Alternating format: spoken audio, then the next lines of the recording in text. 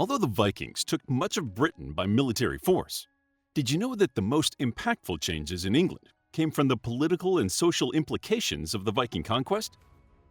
The Vikings are remembered as some of the fiercest raiders of Europe. The Viking Age lasted from around 790 CE to 1066 CE, and although the Vikings plundered much of Europe, they were especially ruthless with the island of Britain. They launched so many raids against the people living there that they eventually began to settle there. After all, the Vikings were more than just raiders. They were also farmers and merchants, and Britain represented a good place for both. Eventually, the Vikings influenced British culture and rose in the government, melding with the island's people and inadvertently moving Britain closer to the culture we know today.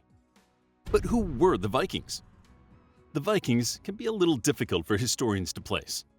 Unlike other conquering empires like the Romans or the British, the Vikings did not have a single country, nationality, or government. These groups of raiders came from Scandinavia, which includes the modern countries of Denmark, Finland, Sweden, Norway, Iceland, and Greenland. Although they were not bound together by a country or government, these groups of raiders shared common cultural traits that allowed them to recognize each other. The most critical commonality against the various Viking settlements, kingdoms, and raiding groups is that they were not Christian. Instead, they followed their pagan religion, including many of the myths that we know today. The Vikings are best remembered as fierce raiders, but their culture was more complex than that. They were not a bunch of lawless hooligans running amok across the known world, even though that is how they have often been portrayed. These Norsemen had structured societies with laws that upheld fairness and justice, even though there was no overarching government to link them together early in their history. Most people spent their lives working as farmers, tradesmen, and craftsmen, but raids were still an essential part of their culture. They lived a hard life because they were so far north that the growing season was short. Everyone had to pull their weight, and although the Norsemen played sports and board games in their free time, many of those activities also prepared them as fighters. Initially, the Vikings used the raids to get the additional supplies and goods they needed to survive Scandinavia's long, brutal winters. Part of the reason the Vikings were so successful as raiders is that they were the most advanced shipbuilders and navigators in Europe. They built their longboats to be multi-purpose. They could travel upriver and land on beaches and traverse rough oceans. These boats were unrivaled during the Viking Age, and the Vikings took a great deal of pride in them. Boats had names, and they were usually decorated with carvings and dragon heads. The vessels were frightening for the other Europeans because of how they looked and what their arrival meant. Although that was undoubtedly one of the primary uses, the Vikings didn't only use their longboats for raiding. Those vessels made it possible for the Vikings to strike just about anywhere there was a moving body of water, and they could easily take their boats upriver and attack inland towns. Thus, nearly everybody in Europe lived in fear of a Viking attack. However, the Vikings also used their ships for trading, exploration, ocean hunting, and transporting people, goods, and livestock over the water. These vessels were an integral part of the Viking culture, enabling them to launch and sustain the Viking Age. Around the 8th century, Viking raiding groups began to attack vulnerable towns on the European coast, driven by a pursuit of wealth. Some of these raids were likely due to Christians refusing to trade with pagans, but some was due to primogeniture. This right, either by law or custom, granted the firstborn male the parent's entire estate. Younger sons had to seek their fortunes elsewhere, and they often joined raiding groups. Because the Vikings were not a unified group, Viking settlements also suffered from Viking raids, and the attacks terrorized the coasts of Europe for centuries. The raid that started the Viking Age was the attack on Lindisfarne, an undefended Christian monastery off the coast of what is now England. The Christian Europeans believed attacking Christian institutions was wrong, so the monasteries amassed much wealth without any significant defenses. The Vikings, as pagans, had no problem attacking Christian institutions, and in 793 CE, they began their quest for wealth and land. But when did the Vikings switch from raiding the British Isles to conquering the British Isles? The Vikings had been raiding the British Isles for years before they even considered conquering it. There were many monasteries on the shores of the Isles, and the Vikings found those to be easy and profitable invasions. Still, raiding and conquering were two different things for the Vikings, And they didn't even send an official army to Britain until 865 CE, when Bjorn Ironside joined his brother Ivar the Boneless to avenge their father's death. King Aelle of Northumbria, a kingdom in what is now England, killed their father, so they amassed the great heathen army to conquer the kingdoms of Britain. This was the first time that the Vikings had ever landed on British shores with the intent to conquer the lands for themselves, so the British were utterly unprepared. In fact, when Ivar the Boneless led the great heathen army into Northumbria, King Aelle was involved in a civil war with King Osbert over who had the right to the throne. Although they attempted to unite to fight off the Vikings, the civil war had weakened them, and they were no match for Ivar the Boneless. King Aelle was taken prisoner, and out of vengeance, he was executed for killing Ivar's father. With the king's death, Northumbria fell into the hands of the Vikings, and now that the Vikings had a taste for conquest, they continued marching across the island. Before the Vikings arrived, England was not a unified country. It was a collection of small autonomous kingdoms that were constantly fighting and making alliances with each other.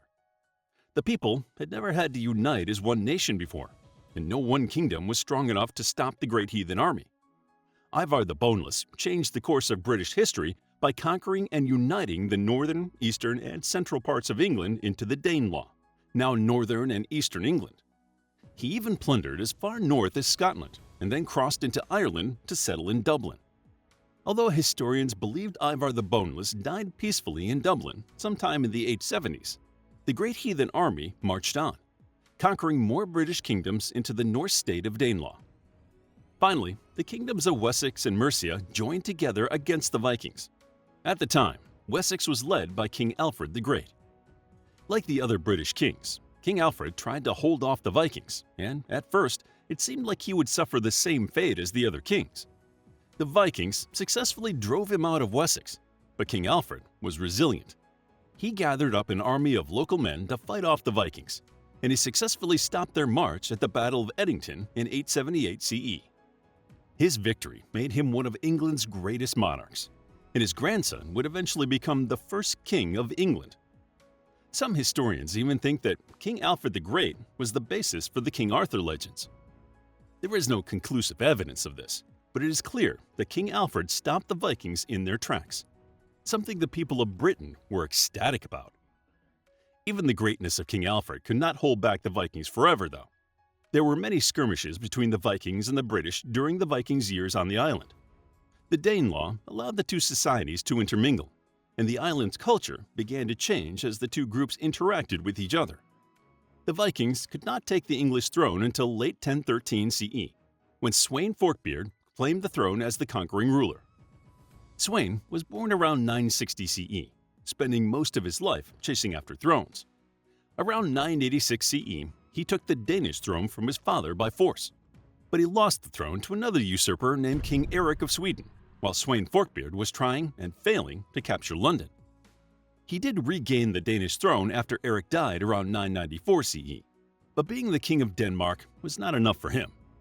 In 1003 CE, he launched a brutal attack on Britain, and some historians believe this attack was revenge for the St. Brice's Day massacre. This atrocity happened in 1002 CE, when the English King Ethelred II ordered a mass execution of Danes living in England. Men, women, and children were massacred. A couple of theories are that King Ethelred II ordered this. Some historians think he was concerned the Danes would rebel against him. Other historians believe he was angry that the Vikings continued to raid Britain, so he took out his frustration on the Danes there. Either way, Sweyn Forkbeard arrived in 1003 with a vengeance, and he ravaged the English countryside for 2 years before returning home. Forkbeard attacked Britain again in 1013 CE, and this time he made a move for the English throne.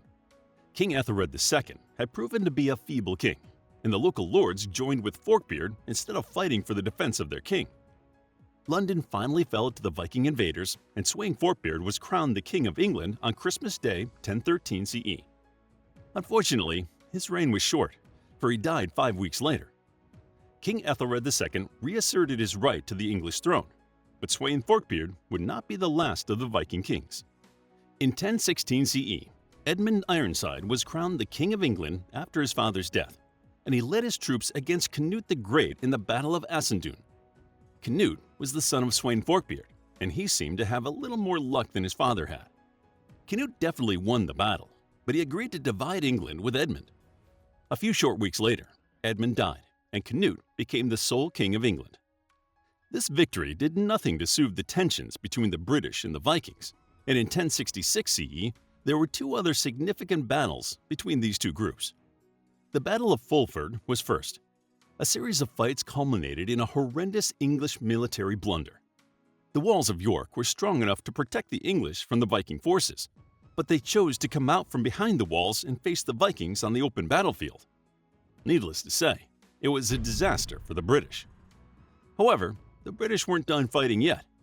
They rallied for the Battle of Stamford Bridge, the Viking Age's last great battle on British soil. In September 1066, King Harold Godwinson of England faced off against King Harald Hardrada of Norway. The English were finally able to claim victory over the Vikings, but before they could enjoy their newfound freedom, they suddenly found themselves invaded by William the Conqueror in the Battle of Hastings. William the Conqueror was not a Viking. He was the Duke of Normandy in France, and he claimed the English crown for himself in the last successful invasion of Britain. To learn more about the Vikings, check out our book, History of the Vikings, a captivating guide to the Viking Age and feared Norse seafarers such as Ragnar Lothbrok, Ivar the Boneless, Egil Skilligrimson, and more. It's available as an ebook, paperback, and audiobook. Also, grab your free mythology bundle ebook while it's still available. All links are in the description. If you enjoyed the video, please hit the like button and subscribe for more videos like this.